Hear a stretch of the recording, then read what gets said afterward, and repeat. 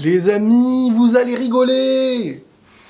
Vous allez rigoler ou pleurer, en fait. Ça dépend de l'importance à laquelle vous mettez le truc, quoi. Franchement, les gars, bon, déjà, bonjour. J'espère que vous allez bien et que tout se passe pour le mieux pour vous. Aujourd'hui, on va évoquer la nouvelle formule Ligue des Champions 2024-2025. On y avance. Pour être honnête avec vous, ce truc-là, on l'a vu venir, hein.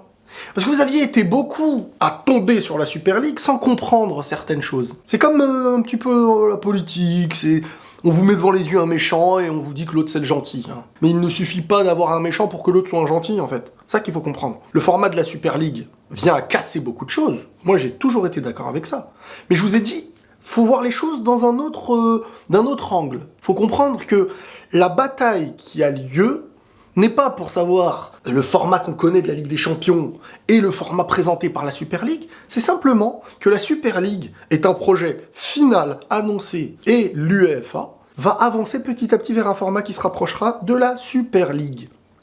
Parce que l'intérêt, il est financier. Et que, à un moment donné, les mecs se disent « Waouh, quand on voit la NBA, quand on voit les trucs, tout ce que ça génère, on est à une période où le football génère comme jamais. » Donc là, il y a une bataille entre qui sera détenteur de l'argent que le foot va rapporter demain. C'est pas une question de quel va être le plus beau format. Non, le format va avancer vers quelque chose d'assez similaire dans les deux côtés. Le football qu'on connaît aujourd'hui ne sera pas le football de demain.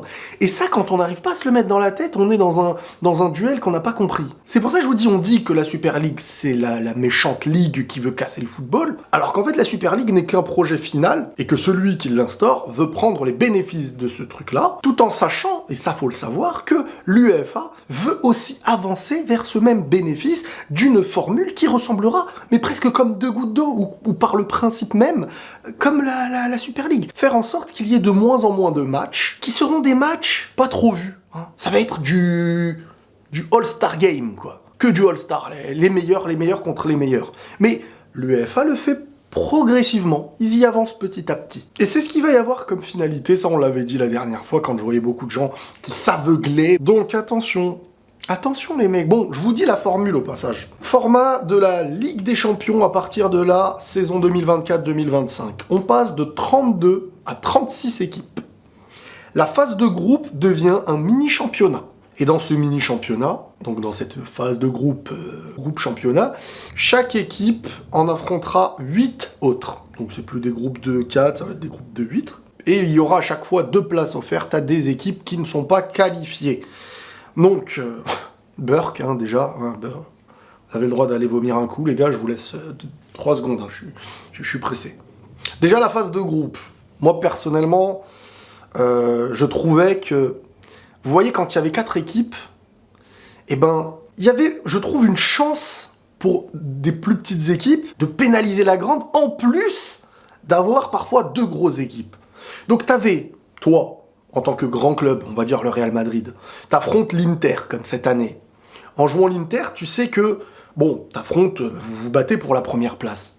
Mais il y a toujours une autre équipe capable de s'ingurgiter. On l'a vu à plusieurs reprises, hein.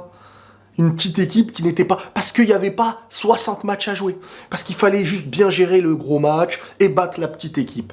Sauf que là, on va en arriver à... Il y aura 8 équipes. Sauf que si tu en arrives à 8 équipes, tu défavorises la petite qui aura de plus de mal à battre et à faire beaucoup de points, comparé à la grande qui aura largement, en plus des 5 remplaçants, qui aura largement de quoi faire. Imaginez la grande équipe qui peut faire tourner pépère comme dans un petit championnat, en fait. Donc, tu as un championnat Ligue des Champions en phase de groupe, tu vas favoriser facilement les gros parce que l'erreur d'un gros aura moins d'impact étant donné qu'ils ont plus de chances de battre les petits, et les petits vont se faire battre. C'est comme dire, en championnat, en Liga, c'est pas pour rien que les plus petites équipes ont plus de chances de gagner des coupes que de gagner des championnats, parce que championnat, il faut vraiment enchaîner un nombre de points supérieur à des grandes équipes. Donc en fait, ce truc-là favorise les grands. Et ce qu'on reprochait à la Super League, c'était de favoriser les grands. Mais en plus, ils disent qu'il y aura 2 places offertes à des clubs non qualifiés. Et vous imaginez bien qu'ils vont pas donner ces 2 places à la plus petite d'équipe. Donc si dans ton championnat, l'objectif de ton championnat, l'intérêt, c'est de le gagner, mais aussi de te qualifier en Europe. Mais parfois, ton équipe, elle va rater son championnat. À Manchester United, par exemple, cette année, qui ne seront pas en Ligue des Champions, se verra peut-être sélectionné, par magie, allez, vous venez. Pourquoi ? Vous comprenez ? Parce qu'il y a deux équipes toujours bienvenues. Pour quelle raison ? D'autres équipes vont se dire, mais c'est pas logique. Nous, on s'est battus, on était à ça, on s'est pas qualifié, et on va inviter peut-être une autre équipe par le nom, par la renommée, par ce qu'elle va attirer comme audimat. Burke. Ouais, faut le redire. Ah ouais, je te laisserai pas le temps d'aller vomir cette fois. Donc, à un moment donné, faut pas être hypocrite, faut pas se voiler la face. Le football de demain se dirige exactement vers la Super League. Donc cracher sur la Super League, c'est cracher sur ce qui va arriver de l'autre côté. Sauf que c'est petit à petit que c'est en train de s'instaurer. Moi je le vois comme ça, moi je vous le dis comme ça, on verra. Bah, on verra, de toute manière, ça y est, c'est en train de se montrer petit à petit. L'intérêt, il est de faire de l'argent pour ces gens-là. Ne l'oubliez jamais, c'est des milliards, des milliards. Et tant qu'ils verront, je sais pas, dans d'autres sports, le football, je crois, c'est le sport numéro 1, et c'est pas normal que pour eux, le sport numéro 1 ne fasse pas autant d'argent que certains sports. Donc, c'est un combat entre qui sera patron du football de demain européen. C'est pas un combat entre la plus belle ligue, la plus éthique, celle qui laisse le plus de chance à la petite. Arrêtez. Bref, voilà, vous avez le droit de dire Burke une dernière fois, et je vous souhaite la paix. À tout le monde, la paix sur vous, prenez tous soin de vous. Salut.